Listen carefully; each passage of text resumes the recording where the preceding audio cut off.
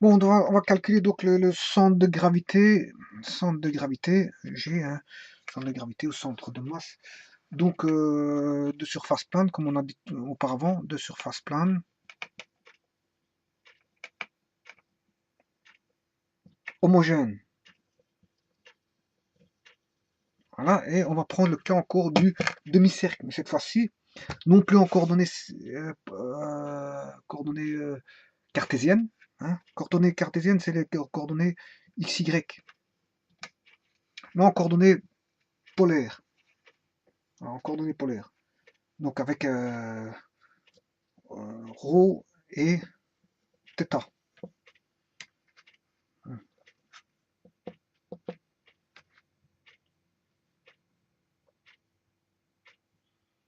Rho et θ.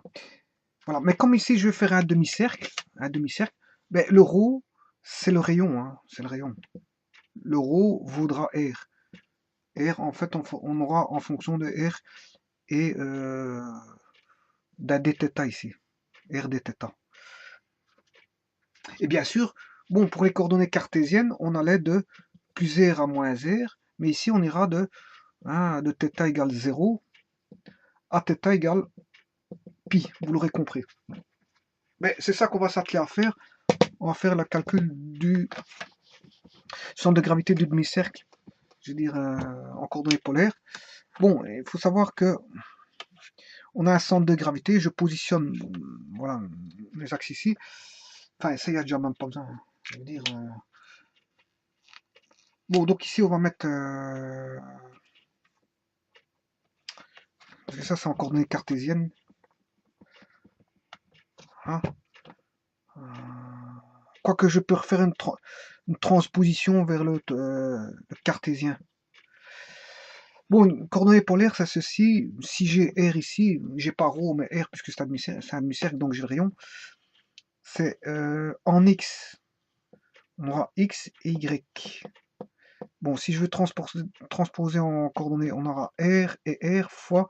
Est-ce que c'est ici, là on a R, en X c'est ceci, le θ il est là, donc c'est côté adjacent sur l'hypoténuse. Donc le X, ce sera le cosinus θ. Et donc fatalement l'autre ce sera le sinus θ.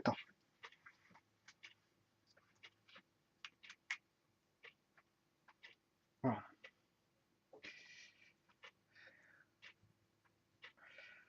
Voilà les coordonnées donc polaires, ça c'est les coordonnées polaires, et ça c'est en cartésien. Transposition polaire en cartésien.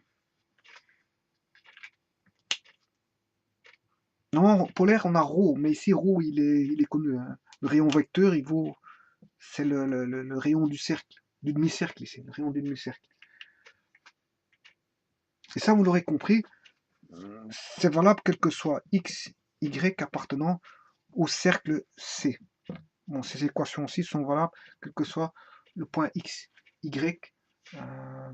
D'ailleurs, la trigonométrie du cercle, c'est une transposition justement des coordonnées polaires en coordonnées cartésiennes. Ce n'est que ça en fait. Avec le cercle trigonométrique où R vaut 1. Donc le x est égal à cosinus θ pour le cercle trigonométrique hein, et le y égale sinus θ. Donc on a bien une transposition d'un système coordonné polaire ou avec un cercle de rayon 1 vers le cartésien. Ça c'est pour le cercle trigonométrique de rayon 1, mais on n'est pas dans ce cas-ci. Ici on est dans un demi-cercle de rayon R. Voilà, et si on veut faire une analogie avec la trigonométrie, ben, c'est un petit peu ça. Une transposition d'un repère vers un autre. En fait, c'est un changement de repère. Vers un autre type de repère, en fait. Bon, alors, ici, il y a des petites connaissances. On a dit que précédemment, le XG, il n'y a pas besoin de le calculer, parce qu'il est situé, je veux dire, au milieu. Il est situé sur l'axe, un axe de symétrie, donc fatalement XG égale 0, voire vidéo précédente. Par contre, ce qu'on va se proposer de calculer, c'est YG. Et YG, on sait très bien que c'est la somme des YI SI sur la somme des SI. Voilà, en fait, c'est la répartition des différents points d'éléments de surface sur la surface totale. C'est une espèce de vue qui interprète une espèce de moyenne. C'est une espèce de moyenne. Voilà, c'est une espèce de moyenne des différents points ayant chacun son élément de surface par rapport à une surface totale. Et donc, on a un point virtuel qui va concentrer toute la masse et qui représente tous ces points. C'est un représentant en fait de tous les points des différentes surfaces qui va se situer à un endroit bien précis. C'est pour ça qu'il faut des repères. Quand on parle de situation, il faut d'office des repères. Et comme le centre de masse va se situer à un endroit bien précis, il faudra un repère, mais ici un repère polaire, puisque je fais le calcul en repère polaire, puisque le calcul en cartésien a déjà été fait précédemment. Voilà. Donc, qu'est-ce que c'est que le YI? Mais c'est si je décompose en surface élémentaire, SI, ici, la surface élémentaire, la meilleure des surfaces élémentaires, c'est un triangle, hein. Voilà, avec son centre de gravité ici. Voilà. Alors, l'élément DS, si je fais DS, ce sera dB, qui est la base, voilà, hauteur sur 2. Puisqu'on a un triangle ici, un triangle élémentaire de surface, hein, avec un centre de gravité YI. Voilà, donc on va chercher ce fameux somme des SI. La somme des SI, c'est facile, hein, c'est la somme de toutes les surfaces élémentaires de surface. Et si je somme toutes les surfaces élémentaires, quand, bien sûr, le θ tend vers, le dθ ici, on a dθ, hein. On a une mesure dθ.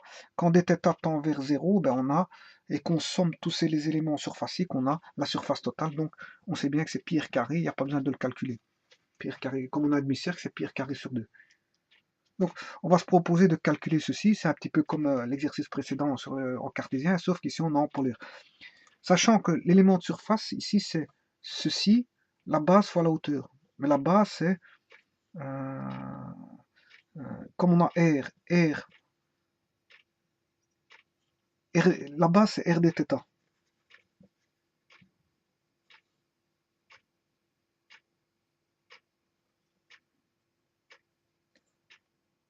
Voilà. Donc, la base, élément de base, c'est R fois dθ.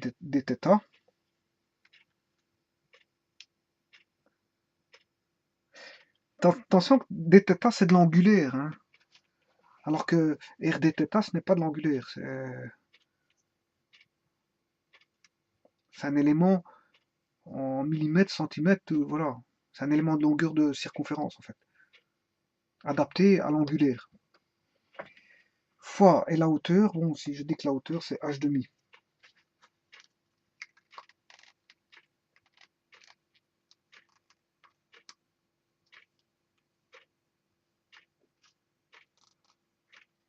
Donc, et le h, la hauteur, c'est le rayon. Voilà. Voilà l'élément ds. Donc, ce qui fait r carré dθ sur 2. Voilà que vaut l'élément ds. R carré dθ sur 2. Donc, chaque élément ds, je vais les décomposer en différents triangles d'éléments de surface r carré dθ sur 2. Voilà. Voilà que vaut les fameux éléments de surface ds. Donc, je vais le placer dans le r carré dθ sur 2 dans l'élément de surface SI. Donc, YG, c'est égal à pi r carré sur 2 fois la somme de tous les ds. Et les ds, on vient de voir que c'est r carré dθ, le tout sur 2. Maintenant, il faut le centre de gravité de chacun des triangles élémentaires YI. Bon, ça c'est très simple. Pourquoi? Parce qu'on a affaire à un triangle. Et que les triangles, le centre de gravité d'un triangle, des triangles, il est situé en 2 tiers, de x et 2 tiers de y.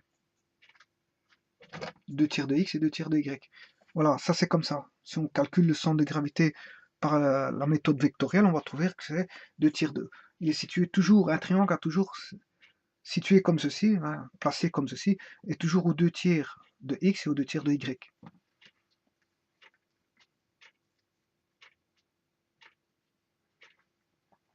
Ouais, mais x c'est quoi? X, on l'a vu, c'était... Ouais, je l'ai déplacé.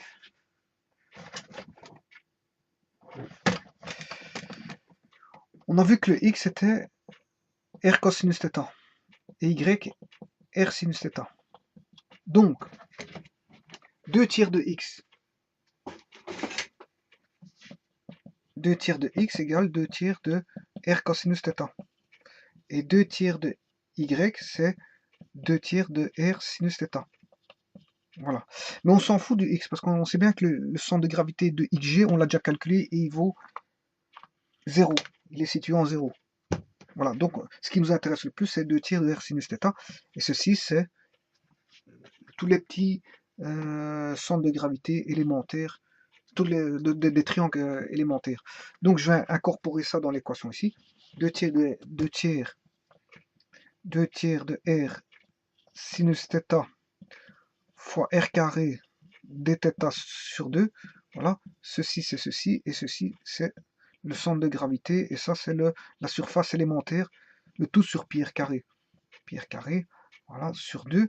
Et là, il faut faire la somme de tous ces éléments, tous ces éléments, la somme de tous les centres de gravité de chacun des éléments de triangle, de surface,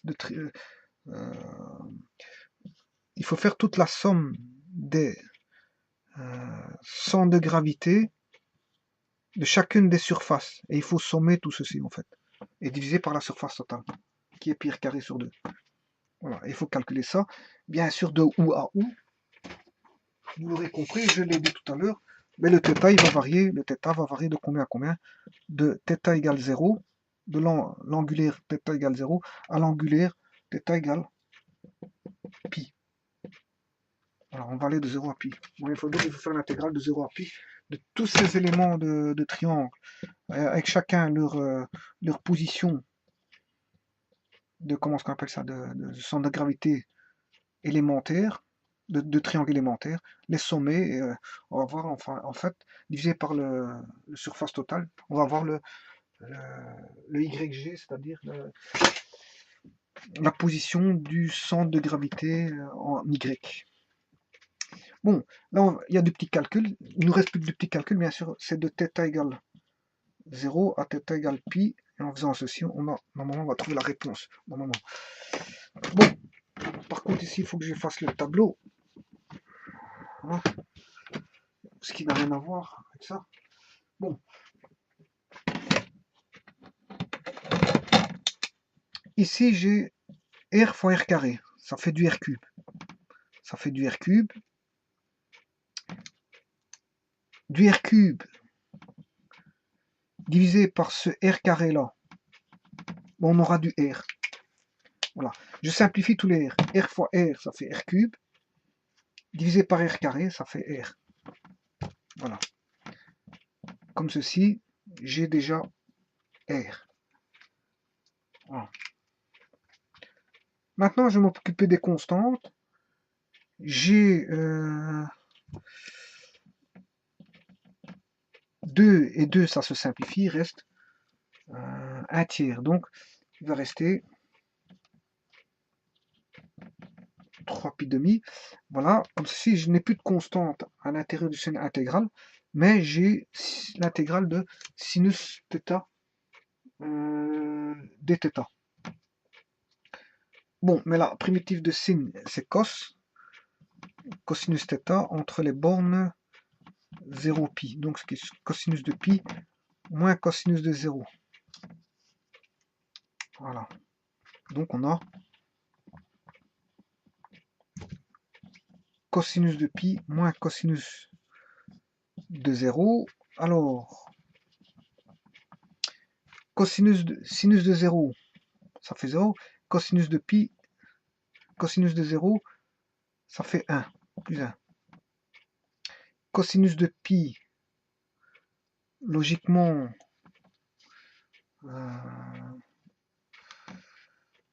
c'est qui fait 1.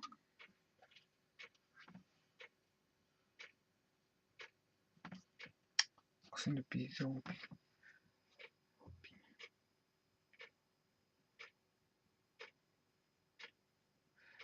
0, ça fait pi. En 0,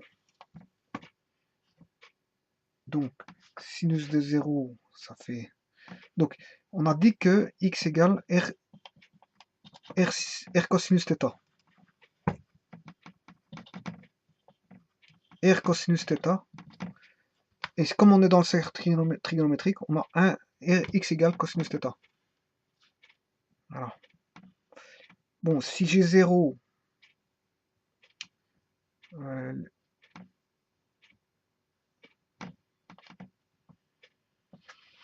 j'ai 0,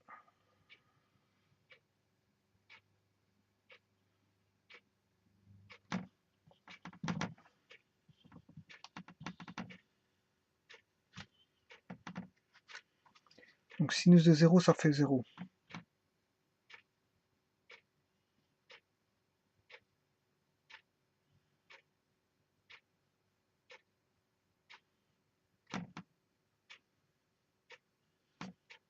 En y, ça fait bien 0. C'est bien le sinus. En y, c'est bien le sinus. Et en x, c'est bien le cosinus. Donc c'est juste. Donc sinus de 0, ça fait bien 0. Le cosinus de 0, c'est en x, donc ce qui fait plus 1. Donc on a bien plus 1.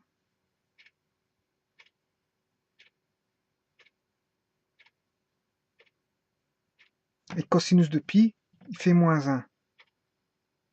Voilà, on a moins 1 ici.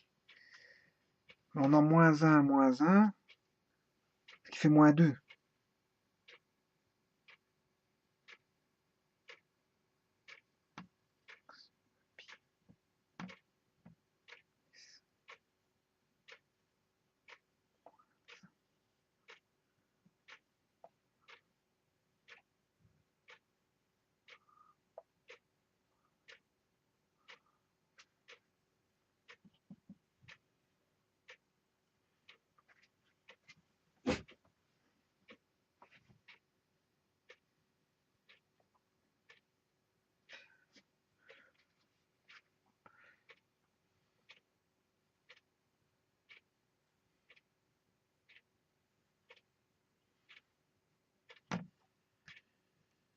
J'ai un moins, je sais pas pourquoi j'ai un moins qui intervient,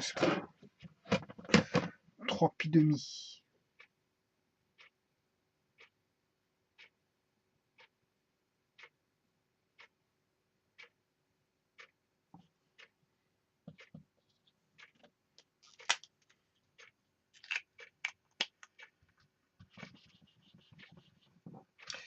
Et là, on a bien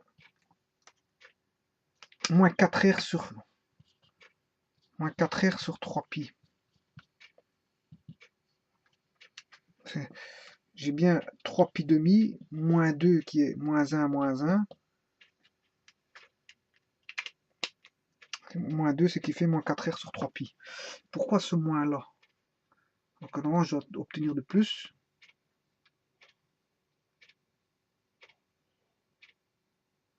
On part de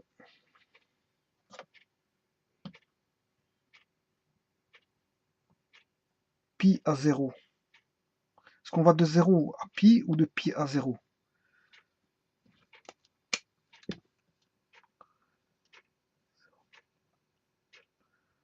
« 0 à pi. De 0. Donc on avait en cartésien, on avait de plus r à moins r. Donc il faut aller de plus r correspond à 0 à pi. Voilà, donc le problème il est là. Et de 0 à pi, c'est moins l'intégrale de pi à 0. Voilà, c'est résolu. Donc ici, je dois mettre un moins. Donc c'est juste. Donc ce qui fait moins 1, ce qui fait moins 2. Avec le moins là, ça fait plus 2. Voilà, on a 2r sur 3 pi demi et 2r sur 3 pi demi, ce qui fait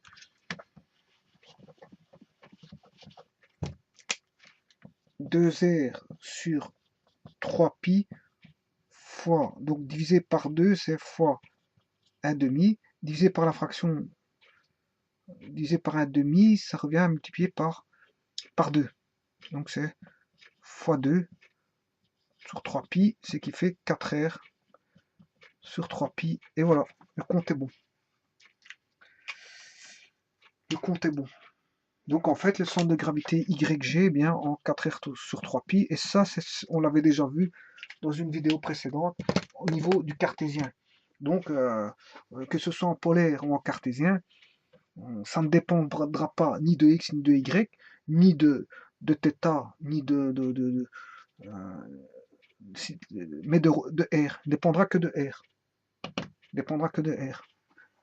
Donc, connaissant le R, il suffit de faire x4 divisé par 3p, on a la valeur en Y. Voilà, je vous remercie beaucoup.